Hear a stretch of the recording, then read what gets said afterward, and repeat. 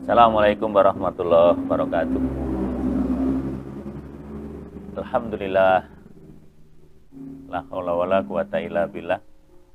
Allahumma sholli ala Sayyidina Muhammad wa ala ali Sayyidina Muhammad. Saudara semua, tembang yang sedang kita dengar tadi adalah Kinanti dari Ulang Reh. Mengingatkan kita pada ibadah kita di hari ini, yaitu tentang puasa. Di situ memberikan nasihat, podo gulangen ing kalbu ing sasmito amrih lantip. Ojo pijer mangan nindro kaprawiran den keksi. Pesunen sarirarino sudaneng dahar lan guling. Ya, ini hanya tembang.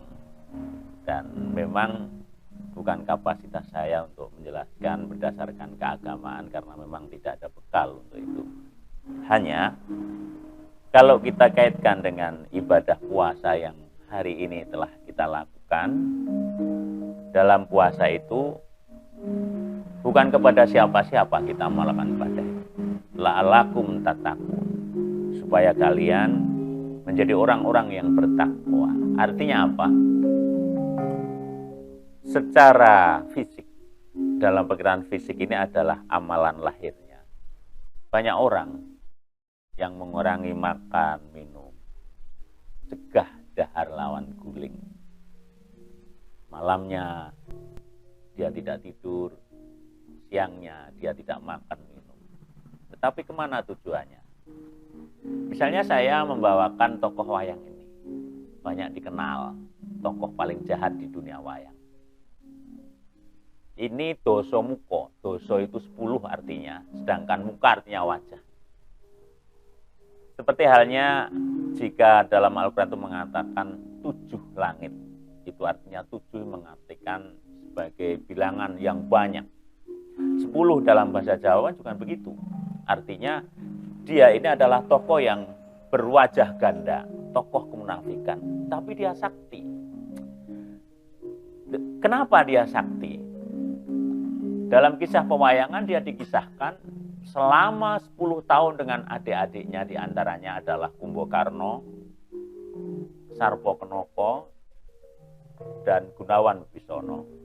Atas perintah ayahnya yang memang dia adalah seorang wiku, seorang resi atau seorang ulama, Begawan Wisrowo, untuk menjalankan suatu menjauhkan diri dari hal-hal yang bersifat duniawi. Topo atau puasa di Gunung Gohkarno. Cuma tujuannya macam-macam. Dari puasa itulah kemudian Sang Dosomuka ini mendapat kesaktian yang luar biasa. Sebelum puncak kesaktiannya dia berguru kepada Kerasakti. Demikian pun keempat adik-adiknya atau ketiga adik-adiknya.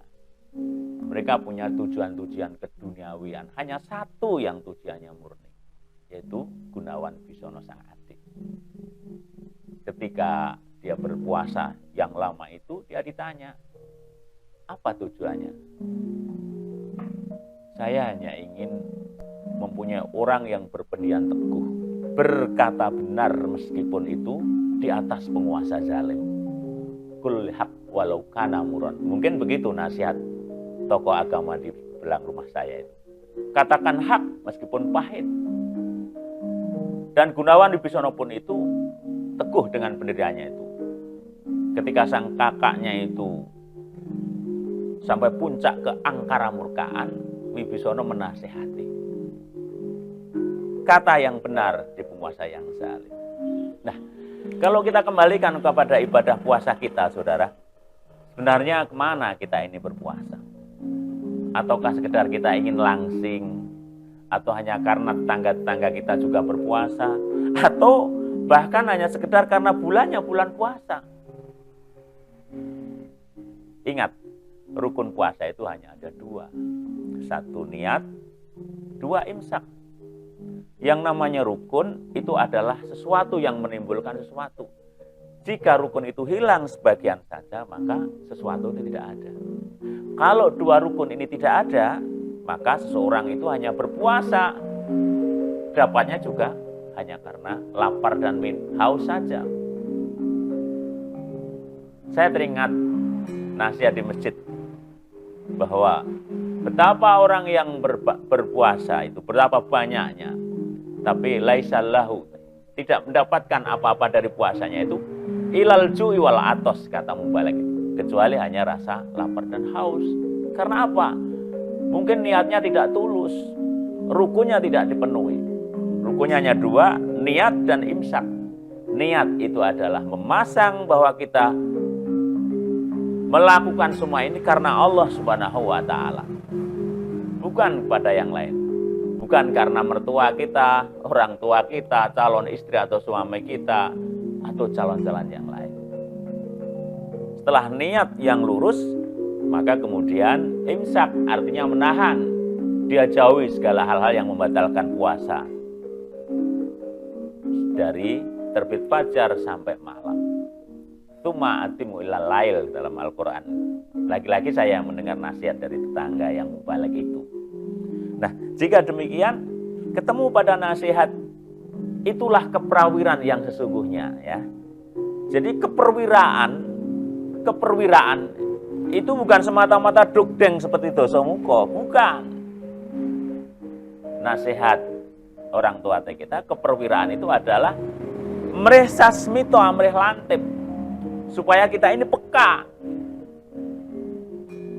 terhadap segala hal. Kepekaan itu hanya tumbuh jika kita melakukan sesuatu hal yang bisa berempati. Bagaimana mungkin kita bisa peka kepada lingkungan yang miskin, yang lapar, yang haus, jika kita setiap hari kenyang? Inilah hikmah puasa. Dari niat, hikmah, dan semuanya ketemu. Saudara, ini hanya ngobrol santai saja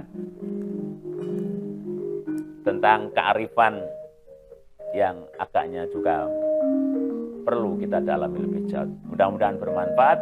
Assalamualaikum warahmatullahi wabarakatuh.